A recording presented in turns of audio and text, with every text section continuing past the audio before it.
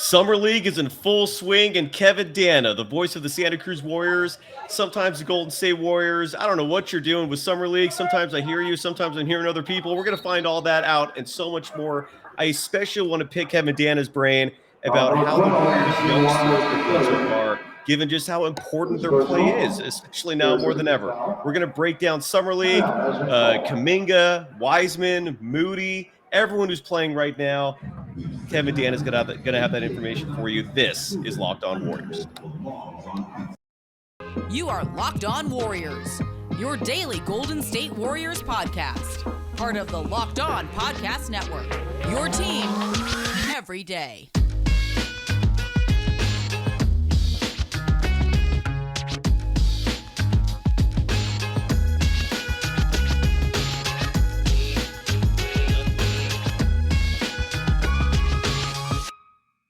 Thank you for making Locked On Warriors your first listen every day. We are free and available wherever you get podcasts. You can follow the voice of the Santa Cruz Warriors and then some, Kevin Danna at Kevo408. You can follow me, Cyrus Saatsaz, on Twitter at DogSurfRoadshow. Kevin, you are at Thomas Mack Center in UNLV. Summer League has changed a lot from when I was younger. It used to be a place where just the biggest hoop junkies on the planet would go to watch up-and-coming talent. Now it's become like the smorgasbord of schmooze fest for all NBA executives and players. And first off, dude, tell us about the scene there, man. Like, is it as wild as I'm picturing it, where it's just you're seeing everybody everywhere? Is it being overhyped a little bit? Tell us your experience at Summer League. Well, the first weekend, Cyrus, anyone and everyone is at Summer League. Like LeBron James sitting courtside. I was out at a bar with some writers and reporters, and this was in the Wynn, and by us walked Ben Simmons, Trae Young, pretty much anyone and everyone who was an NBA All-Star. The first weekend, everyone's here. Then once you get to about Monday, it starts to thin out a little bit, and maybe it picks up for the second weekend. I can't quite remember since we're kind of winding down, but it's not like the first weekend. And like I'd say over the last 5 years, the popularity of Summer League has really shot through the roof. So, I remember when Lonzo Ball, I tell this story all the time, but I haven't told it to the Locked On audience. So, Lonzo Ball was the number 2 pick in 2017. Lakers fans filled this place up for Summer League. Like, I'm talking 16,000 fans at Thomas and Mack. The upper bowl completely filled, a sellout, and fans on their feet chanting defense in the second quarter of a Summer League game. Like, it was that intense. Like, honestly, one of the best basketball environments I've been in. It was like a July Friday night game in Summer League. That's incredible, dude. I went once, I think it was like 2013, and I was living in San Diego, so it was not as bad of a drive as I thought it would be. It's all desert, right? And then you go show up to Vegas, and I just saw one game, and it was chill. The arena was mostly empty. It's changed so much, dude. So let's break down the players themselves, man. I mean, one player that's been sticking out to me so far is Quinndary Weatherspoon. I am loving what I'm seeing. In interviews, he's talking about basically trying to pick up the slack of Gary Payton II. What are you seeing from Weatherspoon so far? Because I'm loving what I'm seeing. And I know you can't talk about contracts and stuff, but it is shocking to me they have not given him a guaranteed deal yet. But your thoughts on his play? Because I'm impressed. I want him. I mean, I really like it. And I've been a big fan of Quinndary Weatherspoon basically this entire season. Now, he's not going to score a lot in Summer League because Jonathan Kuminga's handing the ball a lot. Moses Moody's, doing his thing. McClung has put up some nice numbers. So he's kind of the fourth and even fifth option in that starting five when you include James Wiseman since he's been able to return. But he's been efficient. Yesterday, 9 points on 4 of 4. 3 rebounds, 1 steal, just 1 turnover in 18 and a half minutes. That's what he's going to do. And when he talks about trying to pick up for the slack of GP2, his defense is initially kind of what got him a look with Golden State. Like, he has been a G League killer from a scoring perspective all year long, but it's when Klay Thompson was scrimmaging with Santa Cruz in December, Quinndary was guarding him, and he didn't shut him down. And if I've used this analogy before, stop me. He wasn't the Ruben Patterson Kobe stopper, if you will, on Klay Thompson. I believe I've said that one before, so I repeat myself from time to time. But like, I remember Klay Thompson did a turnaround fadeaway on the baseline, And Quinndary was guarding him, and he was like, "Man, that was good defense." Like he said it loud enough for me to hear on the sideline.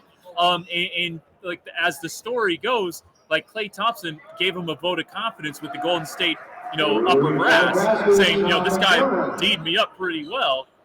And so when the Warriors had their COVID issues in December, he got one of those hardship 10 days, or he got the hardship 10 day. And of course, we all remember what happened. Well, some those of us who are diehard fans and nerds and have nothing better to do with our lives remember him for his performance, and me too, against the Phoenix Suns on Christmas Day. He played like 12 minutes, scored 6 points, and played banged up defense on Chris Paul and Devin Booker.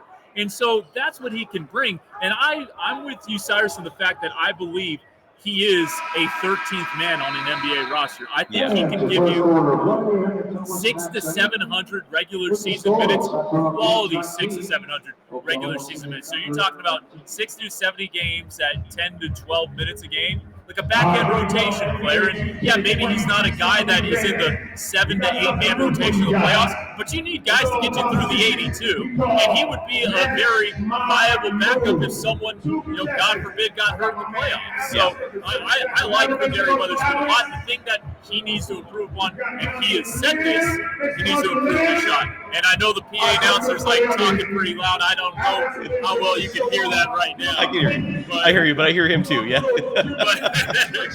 But he said during Summer League he's working on his shot, and he was a 28% three-point shooter in Santa Cruz. He's never been a great three-point shooter in the NBA game. He's better in college. The shot doesn't look broken at all. He hit his only three-point attempt yesterday. Just a matter of getting more reps in the NBA range. He's 3 years into his professional career, going in on his fourth. I do expect that number to go north. If he gets a healthy number of attempts to do so. Absolutely, man. I do consider me part of Team Quinndary. And for people listening to the podcast, it's the guy with 2 thumbs pointed his own way. His Team Quinndary Weatherspoon. And Kevin, you agree, it seems like that he could be a valuable addition as a permanent member on the roster, currently a restricted free agent. Let's get this thing just out of the way, man, just because a lot of people love talking about McClung. I believe he was the G League Rookie of the Year last year. I personally, despite how amazing he might play in Summer League, I do not see him being on this Warriors roster. Maybe G League, but I'm told that the G League roster already is really guard heavy. So to throw him in there would be a stretch. Your thoughts on McClung, on how he's playing and where you see him fitting next season? Well, if you saw the guy in the background with the black shirt and kind of the blonde hair walking up the steps, that was McClung. Oh, well, there you go. So I like McClung a lot as a G League player. He murdered Santa Cruz, put us to sleep twice in the playoffs and the regular season. In a couple of close games, he was a difference maker. I think he is very worthy of a two-way contract somewhere in the NBA. I do not think he's played his last NBA regular season game. And I think that's kind of the launch point for where his career – is he going to turn into an 11th, 12th man in the NBA? I don't know yet. But I do think he is too good to only have 2 games of NBA regular season experience on his resume because of how explosive and electric he is. And – okay, he's ball dominant. A lot of guards are ball dominant. And he seems to be a polarizing guy on Twitter. When I look at my mentions, people either love him or they don't like him much at all. And I don't he had a game, his first game with Golden State in Summer League, he was 7 of 13, 17 points, 3 of 3 from downtown. I'm pulling up the box score, see what else he did in this game. McClung, he also had 4 rebounds, 3 assists, 3 turnovers. So, he wasn't, booting the ball all over the place. And he was +3 in a game in which the Warriors lost by 13. And multiple people in my mentions were like, I've seen enough of McClung, get him out of here, yada, yada. I'm like, what did you just watch? I don't get it. He's lighting it up. He's lighting it up. He has his supporters. Then he has a 22-6-6 game against San Antonio that pretty much brought Golden State back into that game. Obviously, James Wiseman played well in his debut. Had his big positive moments. Obviously, had his downsides, and I'm sure we'll get to Wise in a little bit. But Kuminga had a fantastic second half in that game. Quinndary was very efficient as well. So it wasn't just him. But I mean, McClung was 9 of 15. 22, 5, and 6 with 3 steals and just 1 turnover. Like, and there are still some people you're like, that I don't know where the McClung hate comes from. And I've seen it. You're right. There are some people that, and you're right. I never see specifics in terms of the why of it. But you're right. Some people just for some reason hate on him. I'm not hating on him. I just don't know if his game translates. He's the height, the 6'2" height is, I think, what bothers me the most. But I mean, could he play for the Warriors? Like, I mean, do you see him going to Santa Cruz, or is he going to be on another team? Like, what do you think his future holds immediately? I mean, I think he's worth a look at a 2-way contract. You bring him in. I mean, I don't know what they're going to do with McClung. I know, like, probably if Ryan Rollins is healthy, like, he probably doesn't get the Summer League ship from LA Lakers to the Golden State Warriors. Right. But, I mean, I think he's a 2-way contract player for sure. If that's with Golden State or not, I don't know. But you can't tell me that he isn't worth one of 510 NBA roster spots to be that 15-man or 2-way. I think he trends towards 2-way at this point in his career. And you said you're not sure if his game translates to the NBA. I wasn't sure if it was going to translate to the G League. Like, you just see this guy doing crazy stuff in college, in high school with his mixtapes and all that. Skip to my Lewin all over the place and that kind of thing. And, hammer and dunks down at 6'2" is going to, get some attention. And you think, all right, well, maybe he's just an and one player. But, I mean, he averaged like 14, 15 a game in college, so it obviously translated there. There's a G League Rookie of the Year, averaged more than 21, close to 22 points per game, and, like, was big in crunch time. And he's electric. He is fast as hell, man. And he can get up there. Like, he does have NBA-level speed and athleticism. I do, like, whether that's a 2-way level NBA speed and athleticism, I think, or like 15-man roster, I don't know, but I do think he is at least a 2-way contractee. That's a strong endorsement coming from you to recommend that a player deserves a 2-way. That's strong, dude. And I always respect your opinion on these players. So, and I'm not saying that it's going to come from Golden State. I just like he's been in the NBA before. He got a hardship 10-day. He got 20 days with Chicago, and he finished out the year with the Lakers on a 2-way, and like had like a reverse dunk to end the season in overtime win over Denver. And, anyone who can average like 19-ish a game in Summer League or whatever he's doing right now, like, can play. That's impressive, man. That's all I need. I mean, sign me up. I'm in. I got to save people money first. We're in a record inflation. Gas prices are crazy. People got to find a way to save money, and Rock Auto is one of the best ways possible. Did you fly out there, by the way, or did you drive?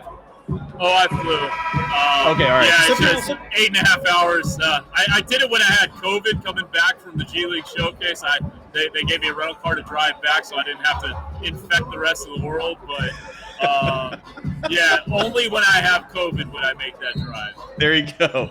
Well, people are driving out there still, and they're paying these crazy gas prices. And one of the best ways to save money is Rock Auto. Save time and money. Use your phone, use your computer instead of spending time driving to the auto parts store, dealing with other people, when you could save money and time at home. Why choose to spend 30%, 50%, even 100% more for the same parts from a chain store or car dealership? An example being a Honda Odyssey. Fuel pump, $353 from a chain store, just $216 from Rock Auto. They're a family business serving do-it-yourselfers for over 20 years. Go to rockauto.com right now and see all the parts available for your car or truck, right locked on in their How Did You Hear About Us box, so they know we sent you. Amazing selection, reliably low prices, all the parts your car will ever need. rockauto.com.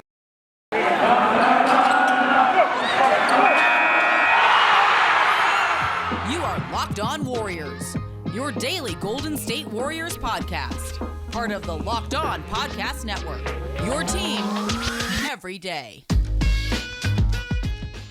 Thank you for making Locked On Warriors your first listen every day. For your second listen, get up to date on the latest news and rumors in the NBA in just 30 minutes every day with Locked On NBA. Locked On NBA, your daily NBA update in just 30 minutes. You can follow Kevin Danna on Twitter at Kevo408, coming to us live from Thomas Mack Center in Las Vegas, home of the UNLV Running Rebels, and then some. At some point, I think we're going to see a full-fledged arena in Vegas when the expansion teams are announced, which should be, I hope, sooner than later. There is just a clear a girth of talent in the NBA right now. Those expansion teams could not come soon enough. Seattle, clearly one of them, and I'm guessing Vegas.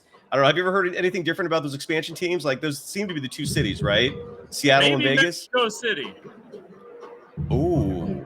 So there's a G League team in Mexico City, and it's been reported in the past. I think it was a New York Times article a year or so ago, maybe during the showcase this year, where basically it's a pilot run to see if they can, host an NBA team.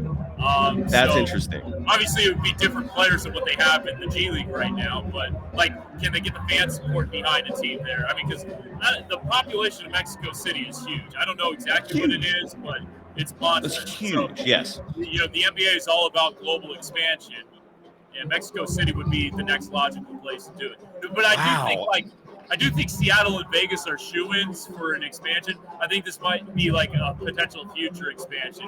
Like, the way the NBA is developing talent around the world, like a 36-team league wouldn't really dilute talent. You give it like another 10 years, you got all these global academies going on around the world, like in Australia, they have the Latin American Academy, so on and so forth. Like, there are going to be, there are probably 800-ish caliber NBA players right now. There's 510. I mean, maybe even more. There's probably, 1,500-ish people who think they have a legitimate shot to be an NBA player. And obviously, there aren't that many spots. But that's to say that there are a lot of NBA caliber players out there. And so I think future expansion beyond Seattle and Vegas, those are the two most popular, I think could happen, and I do think Mexico City could be one of those places. Oh, dude, that would be so prosperous. You'd have the whole country of Mexico, probably the whole Latin American community in the world supporting that team. Yeah. That would be wild. That's fascinating. Speaking of, I'm sorry, I'm just saying, if it's soon enough where Juan Toscano Anderson is, at least in his mid-30s and still young enough to play in the NBA, dude. National team player in the NBA, that'd be awesome. I follow, man. I'm going to save the three big names we're going to talk about, which is Kuminga, Wiseman, and Moody, for the final segment. That's okay. A tease right there. I want to let's stay on topic with the Latin American players, because the Warriors have two of them that are certainly piquing interest. One of those is Gui Santos, their second-round pick, who seems to be like a fantastic stash and dash. Is that the right moniker? Draft and stash. Yeah, thank you. Player out of Brazil. Too, if you want. And then there's Lester Quinones, who could earn a two-way. I think he actually has a two-way right now. Your thoughts on these two players so far, based on what you've seen in Summer League? Yeah, Gui Santos has impressed me. Like, when he was immediately drafted, the immediate response was that he was a drafted stash candidate. And when you think drafted stash candidate, you think of a kind of a Bruno Caboclo 2 years away from being 2 years away kind of prospect. Of course, Caboclo wasn't stashed necessarily. He played in the NBA right off the bat. I actually saw him play recently. And it was like really, really good. He was in like Utah Summer League. But when first game he had 23 points in the Cali Classic, and he turned over like 5 or 6 times maybe. But like the fans were all about Gui Santos at Chase Center. Like they were giving him standing ovations, cheering loudly when he had it. Players who plays with some flair can really create for himself. And I mean, he has an NBA ready body. 6'7", I think he's like 205 and a 7'1" wingspan, so a +6 wingspan. With the wing, like legit NBA wing size. There are spots in the league for guys like that. Selfishly, if he is going to get stashed, I hope he's stashed with Santa Cruz. And as we've talked about before, Cyrus, you can do that with draft picks, first or second round. You don't see it a lot with first-round draft picks, and he's a second-round draft pick, and it's happened plenty of times with second-round draft picks where they get stashed in the G League. So if that's what they're going to do with him, I would welcome it with open arms because, I like Gui a lot. And he's got a lot of refining to do to his game for sure. He just turned 20 years old. He is turnover prone. He can set guys up with flashy passes. I think he still needs to work on creating for others. But still, there's a lot of promise there. And then what about another player who I believe has – did they offer the 2-year deal? That's Lester Quinones? Is he a two-way player? He's on a two-way contract. And so Lester hasn't necessarily had the best summer league. he hasn't shot it super well in summer league. Like last time out, Quinones was 1 of 4 rebounds, had 2 points, but he is a good 3-point shooter. Like in college, he was a high 30s guy from 3. I'm pulling up my Lester Quinones chart right now. But what Jama Malalela said about him after the game yesterday is that he's seen incremental improvement in Lester Quinones. He told that to the media after the loss to Boston. And yeah, I mean, over the course of 3 years, 37% 3-point shooter, was 39% as a junior. He's in the same recruiting class as James Wiseman at Memphis. So, and he said in the pre-draft process, these guys get interviewed by outlets left and right, like Hoops Hype and that kind of stuff, Rookie Wire. And he said, I feel like I'm one of the best shooters, if not the best, in this year's draft. And maybe that's, overselling him a little bit. Obviously, there are guys who shoot 40+% who were in this draft class, and he was at 39% last year. So mathematically speaking, maybe the numbers don't support that claim, but you like the confidence there. And he sees himself as a 3-and-D player to start his career, and the shots haven't fallen here, but they rarely do for rookies. It's a new 3-point line, and yeah, you are working out in pre-draft process with a new NBA 3-point line, but it's still different when you're playing in actual games, and you are playing in front of thousands of fans here at Thomas and Mack Center. So there is that. I wouldn't read into his shooting percentages in a 5-game sample in Chase Center and Las Vegas Summer League combined and say, oh, this guy can't hit the NBA 3. No, I have faith that he will hit him at a higher clip, but that's just something that hasn't happened for him yet. And if in Santa Cruz, if he gets on a roll, expect him, at least I hope we see this, in Memphis, when he'd hit a 3, he would break out the air guitar. So I hope we see that in Santa Cruz next year. That is funny, man. Yeah. Funny side note, by the way, this is totally random. Bradley Cooper, the actor, to direct that movie he made with Lady Gaga. Anyways, I need to play more air guitar then. Dude, it's all about the air guitar, man. And he went on Jimmy Fallon's show and rehearsed it to see if it looks good, and it did. And then you go ahead. A Star Is Born. That was the name of the movie I was referring to.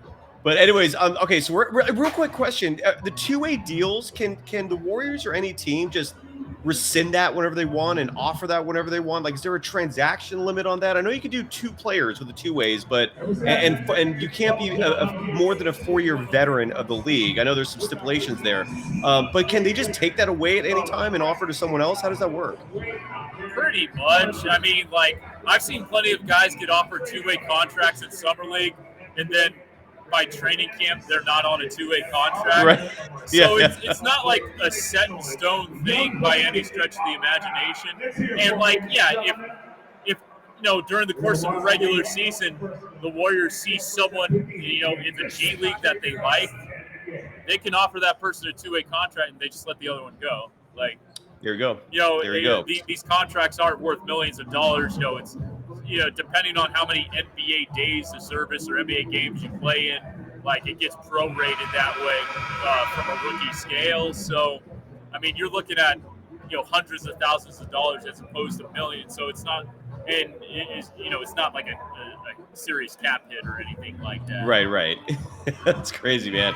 So lots still to come for the Warriors, and of course we're going to get into the 3 big players that have been playing so far. Because Kevin, I'm guessing everyone would love your insights and feedback on the core 3 of Wiseman, Kuminga, and Moody. But first, I got to tell people about a very long-time sponsor of this program, BetOnline, and more specifically, BetOnline.net, who is your number 1 source for all your betting needs and sports information. Dude, this is kind of a crazy line that BetOnline, their president emailed me. He emails me lines sometimes. So these are the odds for where Donovan Mitchell could go if he's traded.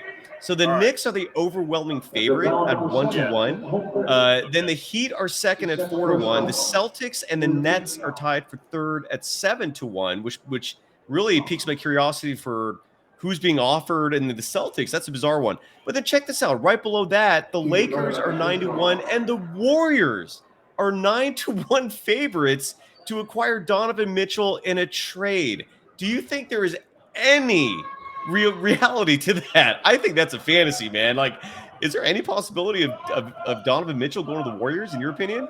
I mean, not to hate on our sponsors, BetOnline, but if you're giving 9-1 odds for Golden State, I mean, you must be giving like 12-1 odds for the Detroit Pistons.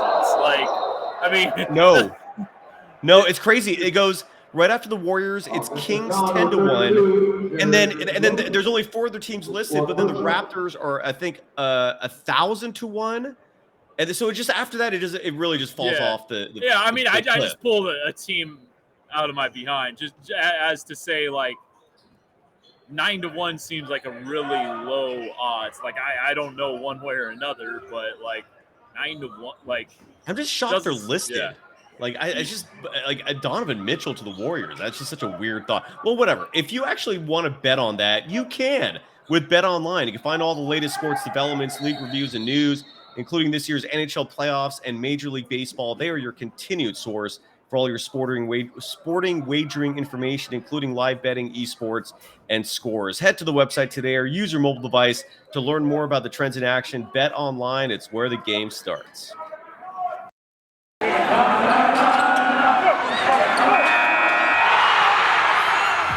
are Locked On Warriors, your daily Golden State Warriors podcast. Part of the Locked On Podcast Network, your team every day. Thank you for making Locked On Warriors your first listen every day. We are free and available wherever you get podcasts. You can follow Kevin Danna, who's coming to us live from the Thomas & Mack Center in Las Vegas, home of the UNLV Running Rebels, on Twitter at Kevo408. So obviously the big 3 names that I think a lot of people are focusing on for the Golden State Warriors, we saved the best for last year in terms of the players being covered, and that is, of course, Jonathan Kuminga, number 7 pick a year ago, Moses Moody, a number 14 pick a year ago, and James Wiseman 2 years ago, a former number 2 pick. Let's start first. Let's go in chronological order from the oldest to the newest. Let's start with James Wiseman, I think he's played 2 games so far. In his second game against the Celtics, he shot 5 for 7 from the field. That's fantastic. That's what you want from your big. He was a perfect 1 for 1 from 3. I've always thought he's underrated as a 3-point shooter. Finished the game with a meager 11 points, added just 2 rebounds. Your thoughts on James Wiseman so far in Summer League? Yeah, I mean, first off, it's just great to see him back on the court, you know, for a guy who played just 3 G League games this past season. Hasn't played an NBA regular season game since, 15 months now. I mean, he came out firing out of the gates. I mean, the first play, his first 10 seconds back, he got a lob and, caught a lob on an alley-oop, hit a 3, blocked a couple of shots. Like, within the first 5 minutes he was out there, blocked a shot. In the first 5 minutes he was out there, finished with 2 blocks in his first game. He wasn't happy with his rebounding performance in that first game. You expect a guy like him to get more than 2 rebounds in 19.5 minutes, that's for sure. But Jama Malalela was talking about that being kind of a timing thing and getting your rhythm back out there. And then in the second game, he rebounded a lot better. He had 7 rebounds. Still, you'd like that number to probably be a little bit higher. I think he was 21 minutes. Let me double check. Pretty sure it was 21 minutes. Yeah, 20 minutes and 45 seconds. We round up here on Locked On Warriors. So 21 minutes. And so that's a rebound every 3 minutes as opposed to a rebound every 10 minutes that he had in his first game. And, if you can get that to, a rebound every 3 minutes is pretty good, because if he's going to play starters minutes, it's like 12 rebounds a game. So that's kind of more in the vein of where he needs to be. Anthony Slater pointed this out. The next step for him is, like, when he gets an offensive rebound, he tried like a little fadeaway on the baseline, go back up and hammer that thing in and get fouled and go to the free throw line. Yes. He tracks to be, a pretty good free throw shooter. You'd think his rookie year he was 63%, but the stroke looks better than a guy who's going to be 63% for his entire NBA career. I mean, he has a really nice face-up game in the mid-range. He can shoot the 3, which he has shown time and time again. The thing, that will come with time is not fouling as much. He had 7 fouls in his first Summer League game. And for our Summer League audience, you foul out at 10 in Summer League and not 6. And people have fouled out this Summer League. Thon Maker and Andrea Bargnani both got 10 personal fouls in Summer League games. So they hit the quota. Wait, is that the same player who was a former number 1 pick, or am I thinking of someone different? No, Bargnani, number 1 pick. And Thon Maker. He's still around? Oh no, this is back in the day. This is back. Oh, okay. I thought you meant. I'm just giving you some summer league history here, Cyrus. Yeah. Take there this you go. one to Sorry your about next that. cocktail party and get shown the door. So, yeah. And those Wiseman numbers I threw out, I believe, were like his second game, right? I got screwed up there. Yeah, that was the second game. Yeah. No. First... So the 5 for 7 was his first game against the Spurs, not the Celtics. Correct. And then he had 6 and 7 against the Celtics. What happened in that second game with him, man? He shot. Yeah, I was watching some of that. I mean, his shots were just off. They were clanking. You're right. He got 7 rebounds in that game, but I don't know, man. You're right. The first game, I thought he looked great. And then the second game, every time I looked up, he was missing a shot. So you're saying what Wiseman is working on is offensive rebounds, putbacks, asserting his force inside, I'm guessing, right? Given he is most of the time the biggest player out on the court. Are you liking what you're seeing so far? Or is this encouraging early in the game, 2 games in? I don't read a ton out of Summer League, just for the simple fact, and this is something Slater pointed out, is that like he's not going to see the ball a ton in Summer League. Like it's going to be guard dominant with the ball. Guys are out here playing for contracts and stuff. Now Kuminga, who isn't playing for a contract, he is handling the ball a lot. We'll get to Jonathan in a little bit. Yes, but I mean, like, it's too small of a sample size for me to say one way or another. Like, oh, this guy is the truth. This guy is a bust. Like, I have long thought that James Wiseman's going to be fine, and nothing that I've seen in 2 games was going to convince me one way or the other. Whether he had 30 points or 0 wasn't going to change my opinion. Gotcha. Like, it's just for him to get reps. And so, speak to me after 82 games this season, and maybe I feel different one way or another. But fair enough. Let's talk about Jonathan Kuminga, who has actually been a bit of a lightning rod. He's a little polarizing so far because what people are seeing from him so far is a lot of isolation plays. I heard one person actually compare him to Kelly Oubre in terms of his fit. Look, this is just Summer League. I'm definitely of the school that you don't read much into it. His first game was just flat out awful. He only scored 4 points before leading the Warriors to victory in that Spurs game. That was actually a solid performance for him. He put up 28 points. But had the horrible free throw night. He only went 7 for 18 from the line. And then in the game against the Celtics, where they did come back a little bit, Kuminga looked like he woke up, finished with 29 points in that game. What are your thoughts on him? His free throw shooting is meh. He went 5 for 8 in that last game. He's scoring points. If you take away that first game, he's putting the ball in the basket. But it's not necessarily. I mean, they barely won that Spurs game. They got beat up pretty handily by the Celtics. What are your thoughts on Kuminga so far in Summer League? Yeah, sorry. I think my connection dropped for a little bit there. Oh, okay. No worries. I just read off a lot now? of stuff about. Yeah, I do. If you can hear me, I hope. Yeah. I just reeled off a bunch of stats about Kuminga and how he's played. Yeah, and so what are your thoughts on Kuminga in Summer League so far? Yeah, so I guess, this is going to sound like I have my PR cap on, and this is what everyone comes to Locked On Warriors for, prime machine content. But, to his defense in the first game, that's going hell. That's my agent. Hey, there you go. To his defense, like he was in the Oh, and we just lost Kevin Dan. Oh, there we go. You're back now. You're back. Right. Come back. Continue on, sir. Sorry. The joys of doing this in Thomas back. But so he was in the Congo, right? He was there with his brother, Joel Tomboy, who was on the Summer League roster. Hopefully we can see him a little bit in Summer League in these last couple of games. But so he joined the team Wednesday in Vegas and then played on Friday. So he didn't have much of a runway, and they had him play point guard. So, he was handling the ball a good chunk of the game, and Jama Malalela was saying, they were experimenting with him just to see what, Jonathan could do out of the pick and roll and stuff like that.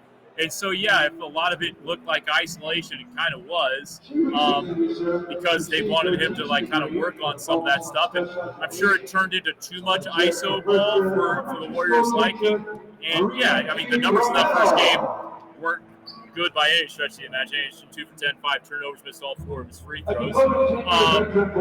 But like, he has gotten better. Like, he was really pissed after that first game. He said it was one of the worst games he's ever played in his life. Wow.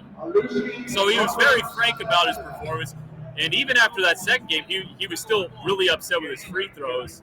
But, I mean, in the NBA regular season, this is a guy who got his free throw percentage up to 68% when it was in the low 50s, maybe high 40s to start the season. And so that means he was hitting at well above a 70% clip for a good chunk of the season. So, I mean, it's frustrating to see him go 12 of 30 from the foul line. There's no doubt about that. And that he's not hitting threes. You know, he was, maybe 1 for 7 yesterday.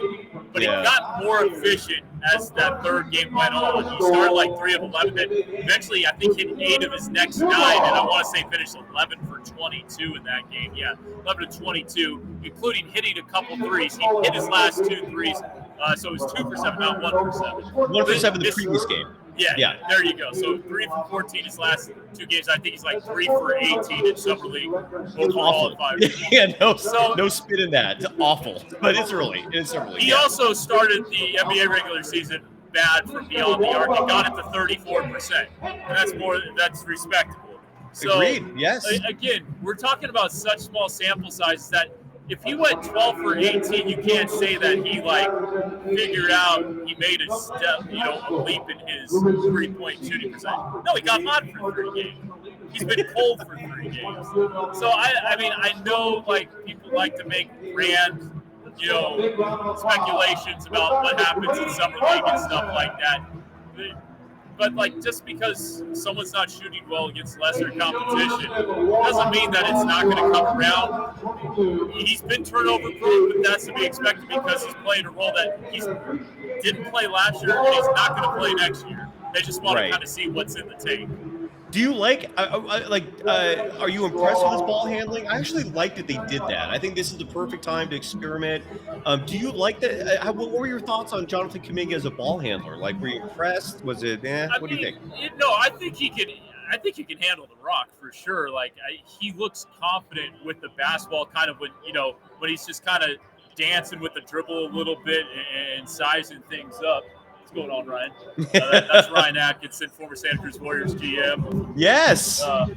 This is Locked On podcast. What's going on? There you go. Nice to meet you, man. Oh, that's awesome, man. Good stuff. So, but we're talking about Jonathan's ball handling. Yeah. All right. So the thing that kind of more you want to see him grow is that he'll go a little too one-on-one, which we talked about already.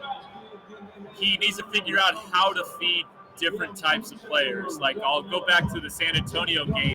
He kind of had a 2-on-1 situation in the half court where he was into the paint. He had broken the paint. There's one defender between him and James Wiseman. He tried to throw a wrap-around bounce pass around the defender to Wiseman, and it went between James's legs. And James was just pointing up in the air you got to lob that to James, right? James Wiseman's going to outleap anybody in that situation for a dunk. And that's the next step that Jonathan Kuminga needs to take to figure out to make those different kinds of feed, to not throw the ball at the feet of a big in a situation like that. And that'll come with time. I definitely think he has the ball handling tools to be a good ball handler in the NBA. Then the rest just comes with experience, and he's still 19 years old. Exactly. He's just a kid, and if he actually develops those ball handling skills, that's just going to add to what could be a phenomenal repertoire of a skill set. Moses Moody, there isn't much to say. He's been playing lights out. He scored 34 points and added 5 rebounds in his summer league opener. Didn't play in the second game. Again, against the Celtics, he put up 21 points, but he's been looking good, man. I don't know about you, but I am really liking what I'm seeing from Moses Moody. I'm going to leave you. Look, you got a lot going on. You've been on already for a long time. Let's finish on this note. The Warriors right now, their bench has Jordan Poole, DiVincenzo, Moses Moody, Kuminga, Wiseman. I imagine Ryan Rollins will be a part of that roster. I don't think they spent that money and moved up in the second round to pluck a player that is just going to sit in Santa Cruz. I think with his length and skill set, he's probably going to see some minutes. Maybe Quinndary Weatherspoon. Are you happy? I mean, I know you're a company man, dude, so it's hard for you to answer this question, but are you happy with that as your bench, or would you be happier if the Warriors added a couple veterans? I mean, I think it's a very formidable top 10. I definitely I mean, I think Moses Moody's going to be a heck of it. Like, if Moody and Kuminga are like your 8th and 9th men next year, like, and Wiseman's your backup center, like, that's a lot of talent to have. And it's on very, I love Gary Payton II. He's great. I love Juan Toscano Anderson and Damian Lee. Those are Santa Cruz guys through and through. And I really enjoyed Otto Porter, Nemanja Bjelica. Had some really impressive moments in the playoffs, especially like defensively against Jason Tatum, and held up well in short stretches against Luka Doncic. But they signed with other teams. That's what happens. And I do think like DiVincenzo was a really solid get. I think that's a big pickup. And I do think that Moses Moody and Jonathan Kuminga are going to make pretty sizable leaps next year for their second year in the NBA. And they don't need to be all-stars next year. They need to be reliable role players for 20 minutes a game. And I think they certainly have the talent to do that. And then James Wiseman, you just hope he stays healthy. And I think he showed more than enough his rookie year for people to realize that, all right, it's not there yet, but it can very well be there at some point in his career, and hopefully sooner rather than later. I definitely believe in the kid. I love him, man. And I love you, brother. That's Kevin Danna. He's at Thomas and Mack Center, home of the UNLV Running Rebels and the NBA Summer League. It is definitely a hobnobbing time, schmooze fest. Best of luck with everything, dude. You got a lot going on. I'm happy for you. And hopefully next week we'll go back to the regular schedule, having you on Monday. All right, so here's my last question. Why is it that sometimes you're calling games and then sometimes you're not calling games? Like, what is your schedule? How can people see you actually doing work on TV? Okay. So yeah, it might be confusing because I did every game at the California Classic because I was filling in there on the TV side. So I did all those games on NBA TV and one on ESPN2. In Las Vegas, I'm doing the Golden State games, only Golden State games on the radio or Warriors.com or the Warriors mobile app. Gotcha. So that's the difference. So I'm not doing NBA TV or ESPN out here. There you go. Okay, now, so you can listen. Yeah, go ahead. I was just going to say, I'm available for them if they want me, but I don't know if they know that. I'm sure your agent knows, and he's there, so I'm sure he's campaigning for you, man. Yeah. Good stuff, dude. All right, so you can catch Kevin Danna on the radio feed or the audio feed, and look, you can always sync the two up, so you can listen to Kevin while watching on your TV or whatever screen you're using. Always a pleasure, my man. Thank you for the insights. That was tremendous information. Are we forgetting anything? Is that it? Are we done? We good? I think so. I think we're Gucci. Yeah. All right. Awesome, man. Safe travels back. I'll see you next week, brother. Thank you. All Thank you, everyone. Thank you. Later.